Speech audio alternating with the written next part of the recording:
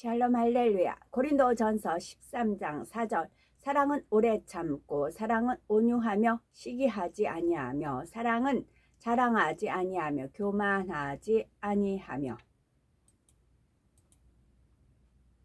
신앙생활 함에 있어서 사랑이 왜 가장 중요한지, 사랑의 중요성에 대해서 말씀드렸고요. 사랑이란 과연 어떤 것인지 사랑의 개념에 대해서 말씀드립니다. 물론 이 사랑은 우리가 너무나 사모하시는 영적인 사랑을 의미하지요. 세상의 많은 사람들은 참 사랑을 하고 싶어도 참 사랑, 곧 영적인 사랑이 무엇인지를 알지 못하므로 진정한 사랑의 기쁨을 잘 누리지 못하는 것을 봅니다.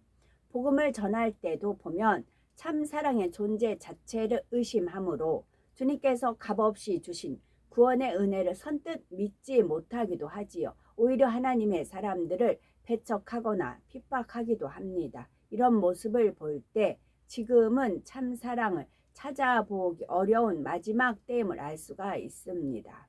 그러나 우리는 사랑 자체이신 하나님의 말씀을 통해 진정한 사랑, 곧 영적인 사랑에 대해 듣고 배우고 계시지요. 또한 로마서 5장 5절에 소망이 부끄럽게 아니함은 우리에게 주신 성령으로 말미암아 하나님의 사랑이 우리 마음에 부은 바 됨이니 하신 대로 우리 안에 계시는 성령님을 통해 하나님의 사랑을 느끼실 수가 있습니다. 우리 모두가 영적인 사랑은 어떤 것인지 밝히 아시며 또한 그 사랑을 마음으로 느껴보실 수 있어야 되겠고, 그리고 지금 결단하셔서 이 사랑을 우리 마음속에 신속히 이루심으로 참사랑에 목마른 많은 사람들이 우리로 인해서 진정한 사랑은 정말 존재하는구나 느끼며 고백할 수 있는 우리가 되셔야 되겠습니다. 사랑은 오래 참고 말씀한 대로 사랑은 오래 참는 것입니다. 그런데 무엇을 오래 참아야 한다는 것일까요? 바로 사랑하는 데 있어서 만나게 되는 여러 가지 시련들과 나 자신에 대해서 오래 참아야 합니다. 우리가 상대를 사랑하려고 하다 보면 오히려 우리에게 돌을 던져오는 사람도 있습니다. 사랑스럽기는커녕 어떻게 저런 사람을 사랑할 수 있나 라고 생각이 드는 사람도 있지요. 그러나 말씀대로 순종하여 영적인 사랑을 하려면 이런 사람들까지도 참고 사랑해야 합니다. 상대가 이유 없이 나를 헐뜯고 미워할지라도 자신의 마음을 다스려서 참고 상대를 사랑해야 하지요. 이처럼 하나님의 말씀에 순종하여 사랑하고자 할 때 만나게 되는 모든 어려움을 참고 견디는 것이 바로 오래 참음의 사랑인 것입니다. 그런데 여기서 한 가지 아셔야 할 것은 이 사랑장의 오래 참음은 갈라디아서 5장 22절에 나오는 오래 참음과 그 의미가 다릅니다. 갈라디아서 5장 22에서 23절에 보면 오직 성령의 열매는 사랑과 희락과 화평과 오래 참음과 자비와 양선과 충성과 온유와 절제니 이 같은 것을 금지할 법이 없느니라 하고 성령의 9가지 열매가 나옵니다. 여기서 오래 참음은 하나님 나라와 의를 위해 범사에 오래 참는 것을 뜻하지요. 따라서 상대를 사랑하기 위한 개인적인 차원의 오래 참음인 사랑장의 오래 참음보다 더 큰 범죄 개념인 것입니다. 성령의 9가지 열매 중에 하나인 오래 참음은 크게 3가지 분야로 나눌 수가 있습니다. 첫 번째로 마음에서 비진리를 버리고 마음을 진리로 개조해 나가기에 오래 참음이 있습니다. 주님을 만나기 전까지 마음에 쌓아온 비진리들을 다 버리려면 얼마나 많은 인내가 필요합니까? 두 번째는 사람과의 관계에서 자신과 다른 상대를 이해해주고 상대의 유익을 구해주며 화평함을 이루기 위한 오래 참음입니다.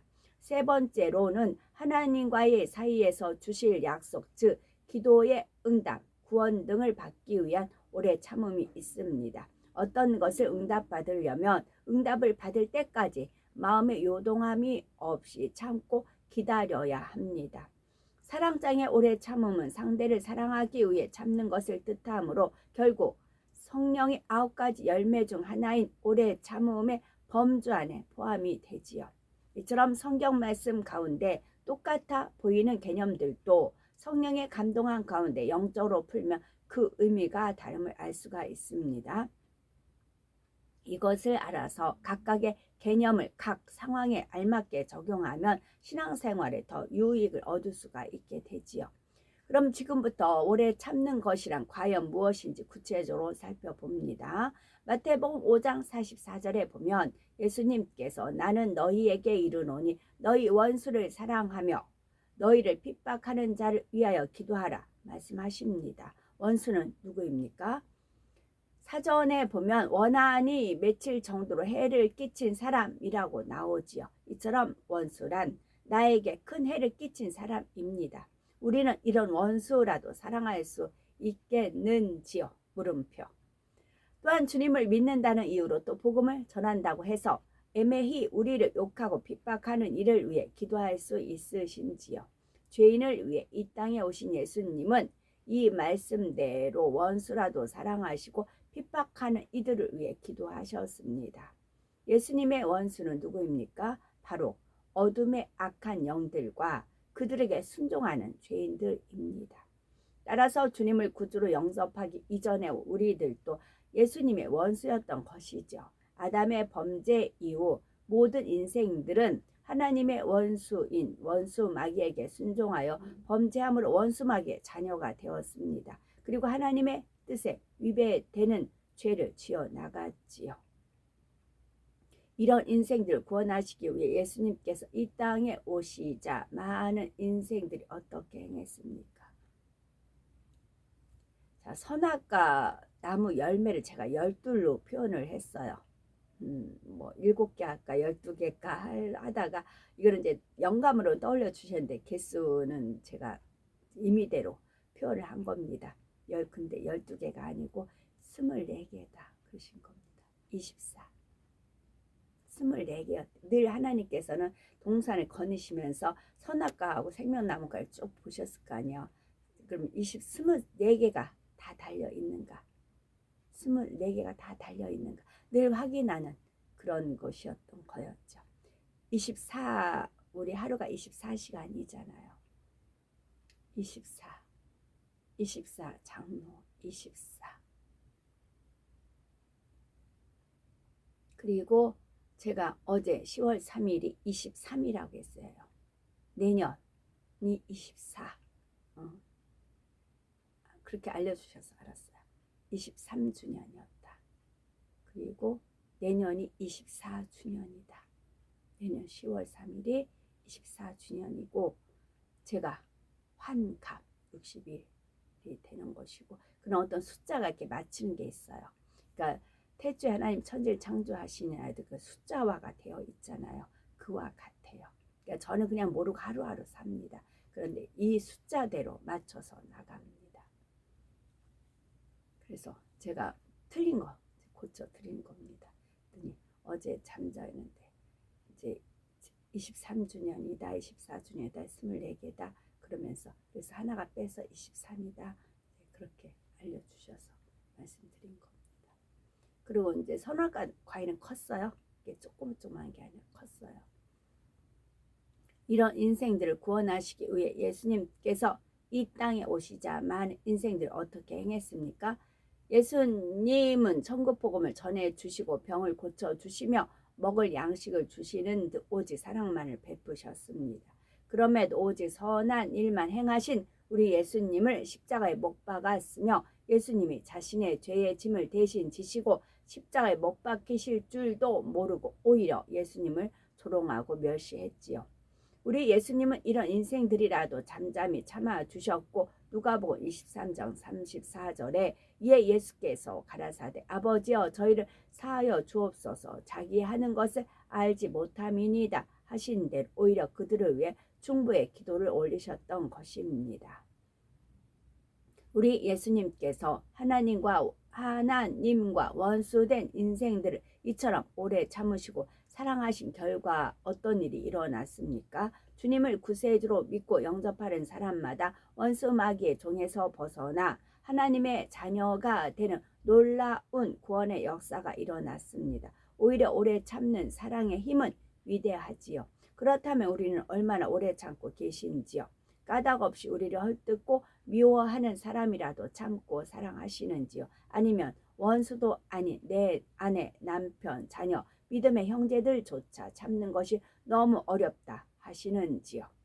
마태복음 5장 39에서 40절에 예수님께서는 나는 너희에게 이르노니 악한 자를 대적지 말라. 누구든지 네 오른편 뺨을 치거든 왼편도 돌려대며 또 너를 송사하여 속옷을 가지고자 하는 자에게 겉옷까지도 가지게 하라 말씀하십니다. 왜 이 때리면 맞고 속옷을 가지고자 하면 겉옷까지 주어야 되느냐? 악한 자를 대적을 했다면 더 큰 해를 받거든요. 대적을 하면, 악한 자를 대적하면 그 악이 얼마나 어마어마해서 더 큰 화를 받아요. 차라리 주는 게 편해요. 그냥 오른편한테 한 편 때리면 두 번은 안 때리거든요. 그냥 되니까 본인도 놀래요. 거기서 끝나요. 대적하면 더 많은 것을 맞을 수가 있어요. 또 속옷도 마찬가지예요. 속옷을 염치 없는 거 속옷, 그럼 겉옷까지 줘버려요. 그럼 겉옷 자기가 생각지도 안 했는데 겉옷까지 줘버려요. 그러면 본인도 당황을 해서 더 이상 뺏으려고 안 들어요. 거기서 끝나요. 대적을 하면 더 큰 화가 임해요. 그런 이치도 있다는 거예요. 정답은 아닙니다. 요즘은 상대가 자신의 신변이나 재산에 조금이라도 해를 끼치면 많은 사람들이 법에 송사하는 것을 봅니다. 그 상대가 아내 혹은 남편, 혈육을 나눈 부모, 자녀인 경우도 많죠. 그냥 참고 가만히 있으면 바보처럼 산다고 조롱을 받기도 하지요. 그런데 우리 예수님 오히려 네 오른편 뺨을 치거든 왼편도 돌려대라 하십니다. 너를 송사하여 속옷을 가지고자 하는 자에게 송사하네요. 재판을 거는 거죠. 겉옷까지 주라 하시지요. 즉 자신에게 악을 행하는 자에게 똑같이 악으로 갚지 말고 참아줄 뿐만이 아니라 오히려 상대에게 더 선을 베풀라 말씀하시는 것입니다. 혹여 우리 중에 억울하고 분해서 어떻게 그렇게 할 수 있습니까? 라고 하시는 분이 계신지요. 우리에게 믿음과 사랑이 있다면 얼마든지 그렇게 할 수 있습니다. 믿음이란 무엇에 대한 믿음입니까? 바로 하나님의 독생자 예수님을 죽게 한 죄인들마저 오래 참으시고 오히려 긍휼을 베푸시는 아버지 하나님의 사랑에 대한 믿음입니다. 우리가 이런 사랑을 받았다는 것을 진심으로 믿는다면 나에게 아무리 큰 해를 끼치는 사람이라도 용서할 수가 있지요. 그리고 이처럼 독생자 아들을 주시기까지 우리를 사랑하신 아버지 하나님을 사랑하고 생명을 아낌없이 내어주신 주님을 사랑한다면 참아주지 못하고 사랑하지 못할 사람이 없습니다. 그런데 오래 참는다는 것은 과연 얼마 동안 참는 것을 의미할까요? 어떤 분들은 미움, 혈기 등의 감정을 마음에 억지로 꾹꾹 눌러 참고 쌓아 놓았다가 한계에 다다르면 폭발해 버리고 마는 것을 봅니다. 내성적이어서 겉으로는 표현하지 못한다 해도 미운 사람으로 인해 심히 가슴앓이를 함으로 소위 화병이라고 말하는 병이 들기도 하고 여러 가지 스트레스성 질환을 앓기도 하지요. 이런 참음은 스프링을 잠시 눌러 놓았다가 손을 떼면 다시 본 모양으로 돌아가는 것과 같습니다. 그러나 우리 주님께서 말씀하시는 오래 참음이란 변함없이 끝까지 참는 것이지요. 미움, 서운함 등을 마음에 쌓아두는 것이 아니라 이런 감정이 생기게 하는 근본 악들을 빼내버리고 자비와 사랑으로 승화시켜 나가는 것이 영적인 의미의 오래 참음인 것입니다. 우리 마음에 미움, 시기, 질투 등의 비질리가 없고 영적인 사랑만 가득하게 되면 곧 마음을 영으로 이루면 원수까지도 사랑하는 것이 조금도 어렵지 않습니다. 반면에 자신의 마음 안에 미움, 다툼, 시기, 질투 등의 비진리가 가득 차 있으면 아무리 좋은 사람을 보아도 단점만 보이고 싫고 미운 마음이 먼저 드는 것입니다. 마치 검은 안경을 낀 사람은 바라보는 대상이 다 어둡게 보이는 것과 같지요. 그러나 마음 안에 사랑이 가득하면 아무리 이해 못할 사람이라도 사랑스러워 보입니다. 어떤 허물이나 단점이 있어도 상대가 싫지 않고 심지어 나를 미워하고 악하게 행동한다 해도 미운 마음이 전혀 들지 않는 것입니다. 이처럼 오래 참을 수 있는 마음은 바로 상한 갈대를 꺾지 않으시고 꺼져가는 심지라도 끄지 않으시는 주님의 마음이지요. 복음을 전하다가 돌에 맞아 죽어가면서도 자신을 돌로 치는 자들을 위해 주여 이 죄를 저들에게 돌리지 마옵소서 하고 중보기도를 올렸던 스데반 집사와 같은 믿음의 사람들의 마음이고요. 우리 예수님께서 죄인들을 사랑하는 것이 어려우셨겠는지요? 결코 어렵지 않으셨습니다. 우리 예수님의 마음은 진리 자체였기 때문이지요. 한 번은 제자 베드로가 예수님께 묻습니다. 마태복음 18장 21절에 주여 형제가 내게 죄를 범하면 몇 번이나 용서하여 주리이까 7번까지 하오리이까? 그러자 예수님께서는 22절에 7번뿐 아니라 70번씩 7번이라도 할지니라 라고 말씀하십니다. 이 말씀은 70번씩 7번 즉 70 곱하기 7 77, 49, 490번만 용서하라는 의미가 아니죠. 7은 영적으로 완전함을 의미하는 수입니다. 따라서 70번씩 7번이라도 용서하라는 것은 완전히 용서하라는 뜻이 되지요. 이 대화를 통해 우리는 예수님의 사랑과 용서가 무한하심을 느껴볼 수가 있습니다. 물론 하루아침에 미워하는 마음을 사랑으로 바꿀 수 있는 것은 아니지요. 끊임없이 노력해 나가야 합니다. 예를 들어 에베소서 4장 26절에 보면 분을 내어도 죄를 짓지 말며 해가 지도록 분을 품지 말고 했는데 분을 내는 사람이라면 믿음의 1, 2단계의 믿음에 속한 사람이지요. 이처럼 아직 믿음이 연약함으로 혹 분을 냈다 하더라도 해가 지도록 오래 즉 하루 종일 그 분을 품고 있지 말고 털어버리라 말씀하시는 것입니다. 즉 각자의 믿음의 분량 안에서 감정, 혈기 등 비진리를 버리기 위해 끊임없이 노력해 나가면 된다는 말씀이지요. 마음에서 비진리를 모두 벗어버림으로 마음에 악이 없어지면 당연히 분을 품지도 않게 됩니다. 따라서 분을 내거나 분을 참을 일도 없지요. 그런데 과연 천국엔 오래 참는다는 말이 있을까요? 천국에는 눈물, 슬픔, 고통이 없습니다. 악이 없고 선과 사랑만 있어서 상대를 미워할 일도 없고 화를 내거나 짜증낼 일도 없습니다. 따라서 어떤 감정을 억누르고 다스릴 일, 즉 오래 참을 일이 없다는 사실입니다. 사랑 자체이신 아버지 하나님께도 당연 오래 참으실 일이 없지요. 그런데도 굳이 사랑은 오래 참는 것이라고 표현한 것은 사람에겐 혼이 있어서 그 생각과 틀에 가장 부합하게 이해시켜 주어야 하기 때문입니다. 따라서 마음에 악이 없고 선한 사람일수록 그만큼 오래 참을 일도 없지요. 우리는 과연 어떠하신지요? 이제는 오래 참아야 할 상대가 별로 없으신지요? 영적인 사랑을 이룬 만큼 부족함이 있는 영혼이라도 억지로 참는 것이 아니라 평안함 가운데 사랑으로 상대가 변화되기를 기다려주는 마음일 것입니다. 혹여 아직 억지로 오래 참아야 하는 상대가 있다면 순간순간 진리의 말씀을 붙잡고 아버지 하나님의 사랑을 의지하셔서 참고 인내하며 승리해 나가야 되겠지요. 그러면 마음이 점점 진리로 일구어지고 영적인 사랑이 자라갑니다. 물론 마음의 깊은 죄성은 성령의 충만함을 입어 불같이 기도할 때 벗어버릴 수 있습니다.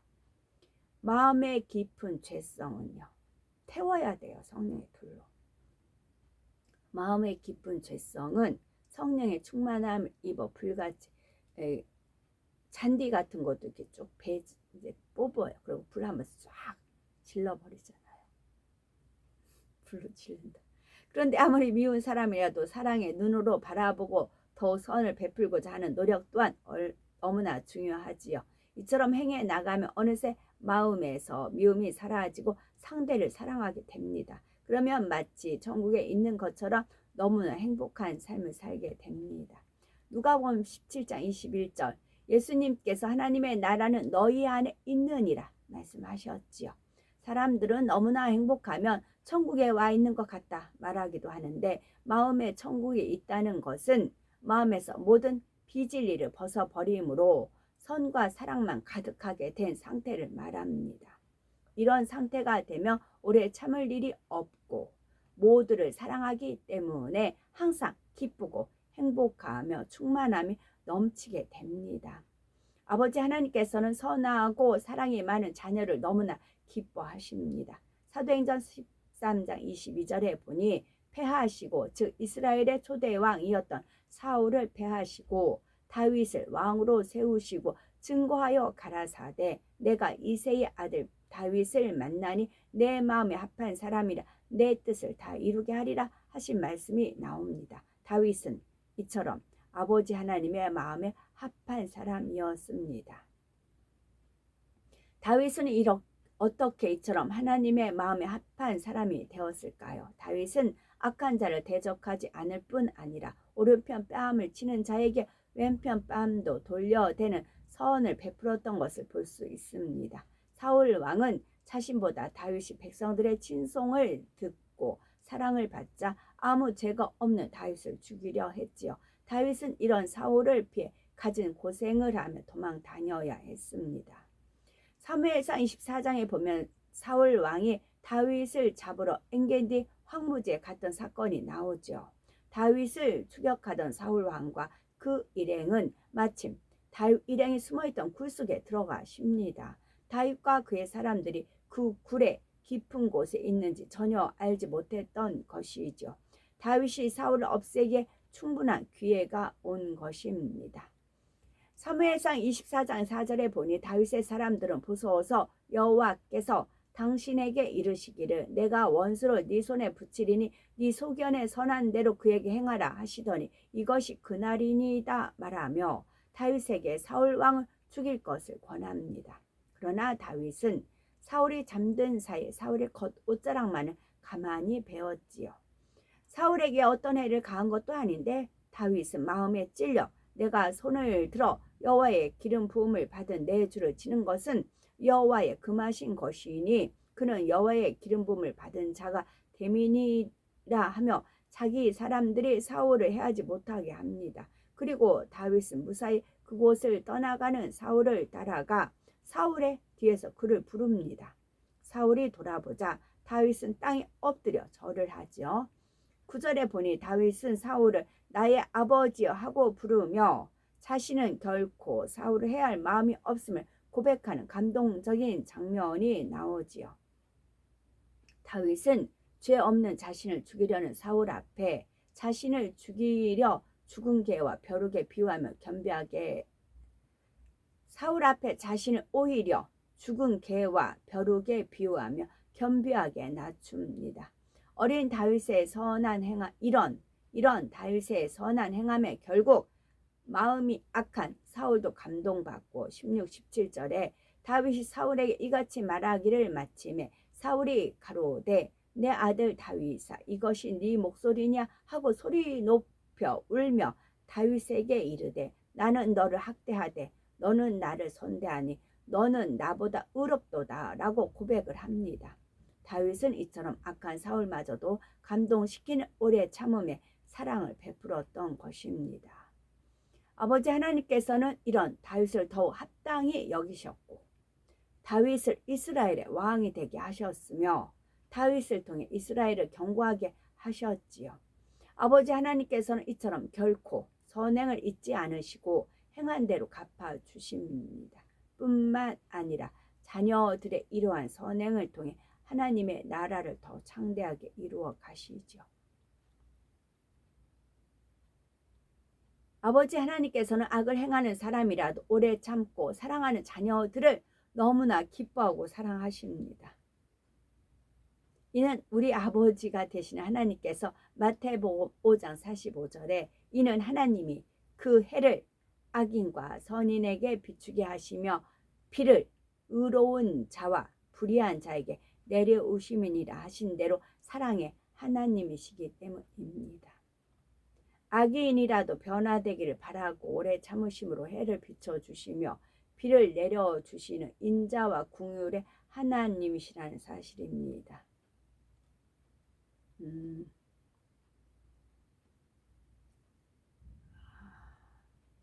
여기서 비를 의로운 자와 불의한 자에게 내려오심이니라 이 말씀을 이제 지난주죠. 광화문 때 이렇게 비가 내렸어요. 근데 이제 일어서서 이렇게 찬양을 할 때였습니다. 근데 이렇게 비를 이제 있어서 이제 은혜의 단비일 수도 있고 소낙비 뭐 그러잖아. 근데 이 비를 이제 비를 제가 가장자리에 섰으니까 손에다 이렇게 비를 댔어요. 그 순간에 저는 단지 비가 와서 이 비를 갖다 이제 느끼고 싶어 손을 뻗었어요. 뻗고 나서 그랬는데 그러면서 비를 참 이렇게 손에 이렇게 갖고 있었어요. 저는 단지 저는 그랬는데 하나님은 어떤 일을 떠올려 주시느냐면 99년 10월 31일 날 이제 그 저를 억지로 끌고 기도원을 가려고 저를 이제 그때 미친 행각을 했다 했잖아요. 그리고 나서 정신이 이제 온전하게 했어요. 저를 끌고 이제 그 기도원 열심히 다니던 신우이죠. 그 집으로 저를 데리고 갔어요. 거기서 이제 같이 합세해서 의논을 해서 저를 이제 태우고 이제 그 기도원을 가려고 본인이 기도원이 어딘지를 모르니까 전화상으로만 통화를 하고 이제 그랬어요. 그리고 나서 저를 억지로 태웠어요. 억지로 태워서 가는데 잠깐 제가 화장실 가야 되겠다고 막 급하다고 막 제가 이제 그 꾀를 썼어요. 그러니까 멈췄어요. 제가 워낙 맹숭이고 착하니까 무조건 이제 말한 건 그대로 지키고 하는 거를 알잖아요. 상대는. 그러니까 저를 무조건 믿는 그런 것은 믿어요. 내가 거짓말 한다고 생각 안 하는 겁니다. 잠깐 멈췄어요. 그래서 하나님께서 순간적으로 이때다. 너 여기서 도망가야 된다. 그러신 겁니다.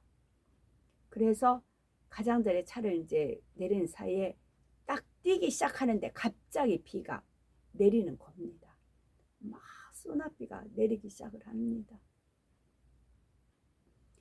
그래서 이 소낙비 속을 제가 뛰었어요.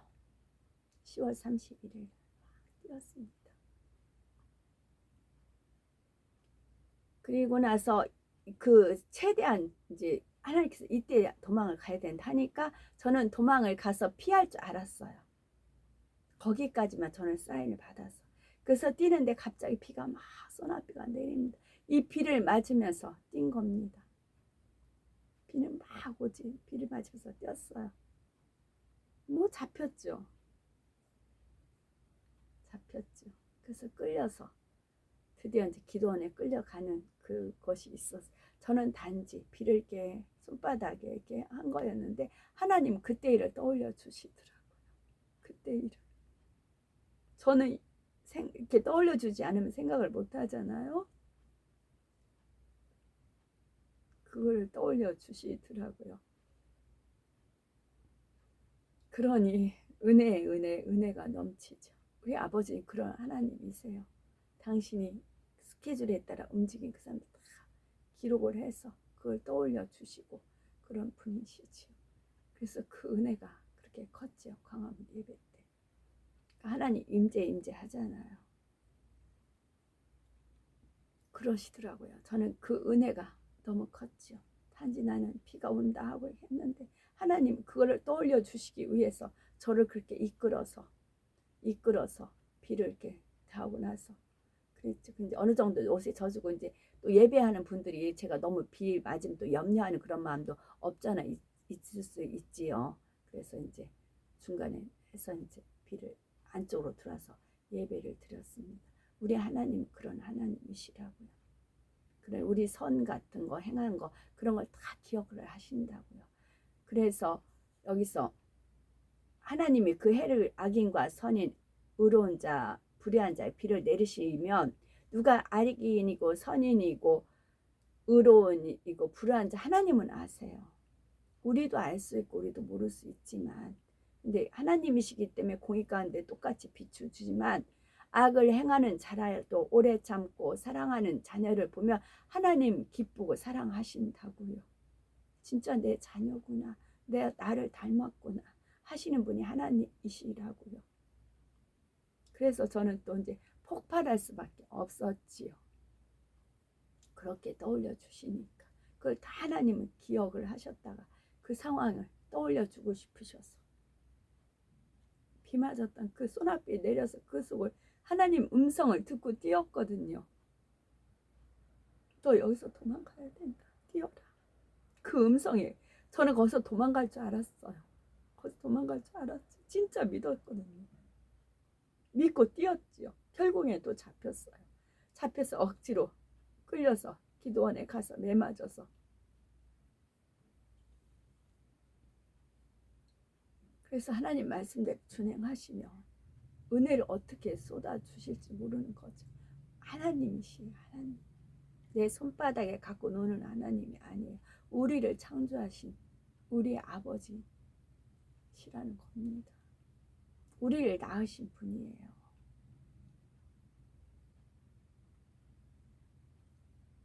악인이라도 변화되기를 바라고 오래 참으심으로 해를 비춰주시며 비를 내려주시는 인자와 긍휼의 하나님이시라는 사실입니다. 따라서 우리가 악한 자에게 악으로 대하면 시편 37편 8절 분을 그치고 노를 버리라, 불행하여 말라 행하게 치우칠 뿐이라 말씀하신 대로 똑같이 악한 사람이 되지만, 반면에 9절에 대저 행악하는 자는 끊어질 것이나 여호와를 기대하는 자는 땅을 차지하리로다 하신 대로 상 주실 하나님을 바라보므로 악한 사람이라도 오래 참고 용서하고 사랑하면 장차 천국에서 땅 곧 아름다운 처소를 차지하게 하십니다. 제가 이제 이 얘기를 하면 저를 그렇게 끌고 다니는 사람은 악한 사람에 속하죠. 근데 그 분은 구원을 받아 2000층에 거한다고요. 단독주택 보석으로 되어 있는 집에 거한다고요. 본인이 회개를 했기 때문에, 철저하게 회개했기 때문에. 그러므로 우리 모두가 이 말씀을 소망 삼으셔서 마음 안에 영적인 사랑만을 가득히 채우신 우리가 되셔야 되겠습니다. 그래서 참 사랑을 믿지 못하는 많은 영혼들이 우리로 인해 아버지 하나님의 사랑을 느끼므로 주님의 품으로 돌아오는 우리가 되셔야 되겠습니다. 아멘.